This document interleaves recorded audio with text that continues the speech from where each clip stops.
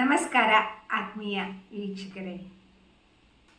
ಇದು ಪ್ರಪಂಚದಲ್ಲಿ ಎಲ್ಲರಿಗೂ ಇರುವಂತಹ ಸಮಸ್ಯೆ ಅಂತಲೇ ಹೇಳ್ಬೋದು.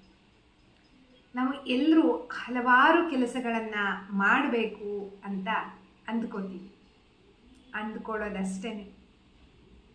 ಆದರೆ ಎಷ್ಟೋ ಕೆಲಸಗಳನ್ನು ಮಧ್ಯದಲ್ಲೇ ಅರ್ಧದಲ್ಲೇ ನಿಲ್ಲಿಸಿಬಿಡ್ತೀವಿ, ಪೂರ್ಣಗೊಳ್ಳೋದೇ ಇಲ್ಲ ಕೆಲಸಗಳು. ಬಹಳಷ್ಟು ಜನರು ಆರಂಭಿಸ್ತಾರೆ, ಆದರೆ ಮಧ್ಯಕ್ಕೆ ಬಿಟ್ಟು ಬಿಡುವಂತಹ ಸಾಧ್ಯತೆಯೇ ಹೆಚ್ಚಿರುತ್ತೆ. ಹುರುಪಿನಲ್ಲಿ ಪ್ರಾರಂಭ ಮಾಡಿರ್ತಾರೆ, ಮಧ್ಯದಲ್ಲಿ ಹೋಗೋಷ್ಟೊತ್ತಿಗೆ ಅವರಿಗೆ ಬೇರೆ ಏನೇನೋ ರೀತಿಯ ಅಡೆತಡೆಗಳು ಬಂದಿರುತ್ತೆ. ಆ ಅಡೆತಡೆಗಳನ್ನು ಮೀರಿ ಹೋಗೋದೇ ಇಲ್ಲ, ಕೆಲಸ ಅಲ್ಲಿಗೆ ನಿಂತು ಹೋಗುತ್ತೆ. ಈಗ ನಾನು ಹೇಳುವ ಕೆಲವೊಂದಿಷ್ಟು ಸರಳ ವಿಧಾನಗಳನ್ನು ಬಳಸ್ಕೊಂಡ್ರೆ ನೀವು ನಿಮ್ಮ ಕೆಲಸವನ್ನು ಖಂಡಿತ 100% ಪೂರ್ಣ ಮಾಡೋದಕ್ಕೆ ಸಾಧ್ಯವಾಗುತ್ತೆ, ಮುಗಿಸೋದಕ್ಕೆ ಸಾಧ್ಯ ಆಗುತ್ತೆ. ಮೊದಲನೇದೇನಪ್ಪ ಅಂತ ಅಂದರೆ, ರಾತ್ರಿ ಮಲಗುವಾಗಲೂ ಇದನ್ನು ಮಾಡ್ಬೋದು. ರಾತ್ರಿ ಮಲಗುವಾಗ ಒಂದು 5 ನಿಮಿಷ ಸಮಯ ಕೊಡಿ. ನಿಮ್ಮ ಮನಸ್ಸಿಗೆ ಹೇಳಿ, ನಾನು ನಾಳೆ ಬೆಳಗ್ಗೆ ಎದ್ದ ತಕ್ಷಣ ಈ ರೀತಿಯ ಕೆಲಸಗಳನ್ನು ಮಾಡಿಕೊಂಡು ಹೋಗ್ತಾ ಇದ್ದೀನಿ. 1 by 1 ಈಗ ಟೈಮ್ ಟೇಬಲ್ ಹಾಕ್ಕೊಂಡ್ಬಿಟ್ರೆ ಬೆಸ್ಟ್. ಅದು ಬರೆದಿಟ್ಕೊಂಬಿಡಿ, ಅದು ಸಹ ಸಾಧ್ಯ. ಏನೇನು ಕೆಲಸ ಮಾಡಬೇಕು ನಾಳೆ ಅನ್ನೋದನ್ನು ನಿಮ್ಮ ಮನಸ್ಸಿಗೆ ಇನ್ಸ್ಟ್ರಕ್ಷನ್ ಕೊಡೋದು ಬಹಳ ಮುಖ್ಯ. ರಾತ್ರಿ ನೋಟ್ ಮಾಡಿಟ್ಕೊಂಡ್ಬಿಟ್ರೆ ಬೆಳಗ್ಗೆ ಎದ್ದ ತಕ್ಷಣ ಅದನ್ನು ನೋಡುವಂಥ, ಬೆಳಗ್ಗೆ ಏಳುವ ಸಮಯವನ್ನು ನಾವು ನೋಟ್ ಮಾಡ್ಕೊಳ್ಳೋದು ಬಹಳ ಮುಖ್ಯ.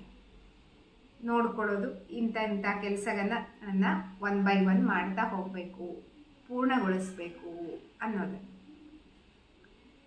ಇದು ತುಂಬಾ ಮುಖ್ಯ ಎಲ್ರಿಗೂ. ಇನ್ನು 2ನೇ ಪಾಯಿಂಟ್ ಏನು ಅಂತಂದರೆ, ಸ್ಪಷ್ಟವಾದ ಗುರಿ ಇಟ್ಕೋಬೇಕು. ಸ್ಪಷ್ಟ ಗುರಿ ಇದ್ದರೆ ಎಲ್ಲೂ ದಾರಿ ತಪ್ಪೋಕೆ ಸಾಧ್ಯನೇ ಇಲ್ಲ. ಕರೆಕ್ಟಾಗಿ ನಾವು ತಲುಪಬೇಕಾಗಿರುವ ಮಾರ್ಗವನ್ನು ಕರೆಕ್ಟಾಗಿ ಇಟ್ಕೊಂಡ್ಬಿಟ್ರೆ ನಾವು ಗುರಿ ಶತಸಿದ್ಧವಾಗಿ ನಾವು ತಲುಪೋದಕ್ಕೆ ಸಾಧ್ಯ ಆಗುತ್ತೆ. 100% ಗುರಿಗೆ ನಾವು ಹೋಗೇ ಹೋಗ್ತೀವಿ. ಇನ್ನು 2ನೇ ಪಾಯಿಂಟ್ ಅಂತಂದರೆ, ಸಣ್ಣ ಸಣ್ಣ ಹಂತಗಳನ್ನಾಗಿ ವಿಭಜಿಸ್ಕೋಬೇಕು. ದೊಡ್ಡ ದೊಡ್ಡ ಗುರಿಗಳಿದ್ರೆ ಅದನ್ನು ಡಿವೈಡ್ ಮಾಡ್ಕೋಬೇಕು. ಅದನ್ನು ಡಿವೈಡ್ ಮಾಡ್ಕೊಳ್ಳೋದು ಬಹಳ ಮುಖ್ಯವಾಗಿರುವಂಥದ್ದು. ದೊಡ್ಡ ದೊಡ್ಡ ಕೆಲಸಗಳಾದರೆ ಒಮ್ಮೆಲೆ ಇಂಥದ್ದೆಲ್ಲ ಮಾಡಬೇಕಾ ಅಂತ ಹೇಳಿ ಭಯ ಹುಟ್ಕೊಂಡ್ಬಿಡುತ್ತೆ. ಅದನ್ನ ಸಣ್ಣ ಸಣ್ಣ ಪಾರ್ಟ್ಗಳನ್ನಾಗಿ ಮಾಡಿಕೊಂಡ್ರೆ ನಿಮಗೆ ಆರಾಮವಾಗಿ ಮುಂದೆ ಹೋಗೋದಕ್ಕೆ ಸಾಧ್ಯ ಆಗುತ್ತೆ. ಪ್ರತಿ ಹಂತಗಳನ್ನು ಮುಗಿಸ್ತಾ ಇದ್ದ ಹಾಗೆ ನಿಮಗೆ ಆತ್ಮವಿಶ್ವಾಸ ಬರುತ್ತೆ. ಮತ್ತು ವಿಚಲತೆಗಳನ್ನು ಕಡಿಮೆ ಮಾಡಬೇಕು. 3ನೇದು ಬಹಳ ಮುಖ್ಯ. ನಮ್ಮ ಕಾನ್ಸಂಟ್ರೇಷನ್ ಆ ಕಡೆ ಈ ಕಡೆ ಆಗದೇ ರೀತಿ ನೋಡ್ಕೋಬೇಕು. ಕೆಲಸಗಳನ್ನು ಮಾಡ್ತಾ ಇದ್ದಾಗ ಮಧ್ಯದಲ್ಲಿ TV ಹಾಕೋದು ಅಥವಾ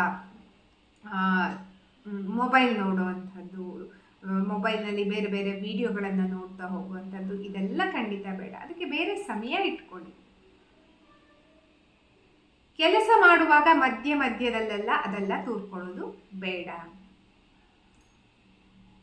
ಗಮನ ಬೇರೆ ಕಡೆ ಹೋಗುವಂತಹ ಅಗತ್ಯ ಇರೋದಿಲ್ಲ. ಪೂರ್ಣವಾಗಿ ಕೆಲಸದ ಕಡೆಗೆ ಗಮನ ಕೊಡೋದು ಬಹಳ ಮುಖ್ಯವಾಗಿದ್ದು ವೀಕ್ಷಕರೇ.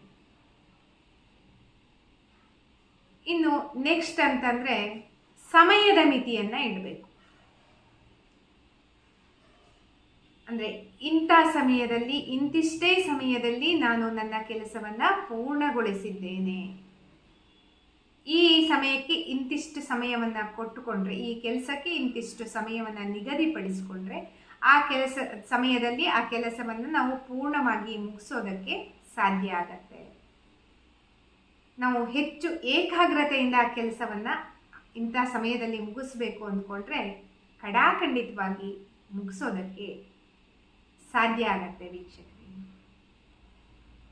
ಇನ್ನು ನೆಕ್ಸ್ಟ್ ಪಾಯಿಂಟ್ ಅಂತಂದರೆ, ಕೆಲಸ ಮುಗೀತು, ಇದೆಲ್ಲ ಫಾಲೋ ಮಾಡಿಕೊಂಡು ಕೆಲಸ ಮುಗೀತು ಅಂತ ಇಟ್ಕೊಳ್ಳಿ. ಆಗ ನಿಮ್ಮನ್ನೇ ನೀವು ಅಪ್ರಿಷಿಯೇಟ್ ಮಾಡ್ಕೋಬೇಕು, ಪ್ರಶಂಸೆಗೊಳಿಸ್ಬೇಕು. ಶಭಾಷ್, ವೆರಿ ಗುಡ್, ತುಂಬ ಚೆನ್ನಾಗಿ ಕೆಲಸ ಮಾಡಿದೀಯಾ. ಈಗ ಬೇರೆಯವರನ್ನ ಹೊಗಳೋದಕ್ಕಿಂತ ನಮ್ಮನ್ನು ನಾವು ಹೊಗಳ್ಕೊಂಡ್ರೆ ಎಷ್ಟೊಂದು ಖುಷಿ, ಆನಂದ ಅಲ್ವಾ? ಒಮ್ಮೆ ಮಾಡಿ ನೋಡಿ ಈ ರೀತಿ.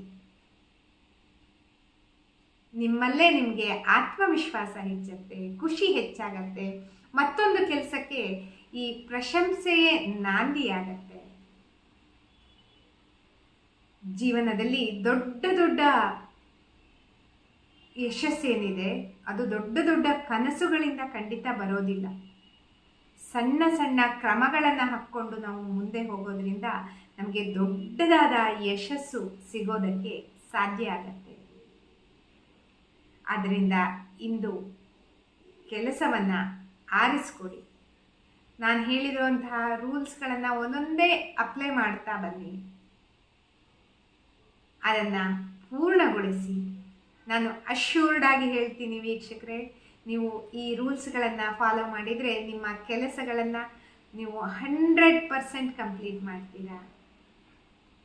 ಈ ರೂಲ್ಸ್ಗಳನ್ನು ಫಾಲೋ ಮಾಡಿ ನಿಮ್ಮ ಯಾವ ಯಾವ ಕೆಲಸಗಳನ್ನು ಈ ರೀತಿ ಪರಿಪೂರ್ಣರಾಗಿ ಮಾಡಿಕೊಂಡಿದ್ದೀರಾ ದಯಮಾಡಿ ಕಮೆಂಟ್ ಮಾಡಿ.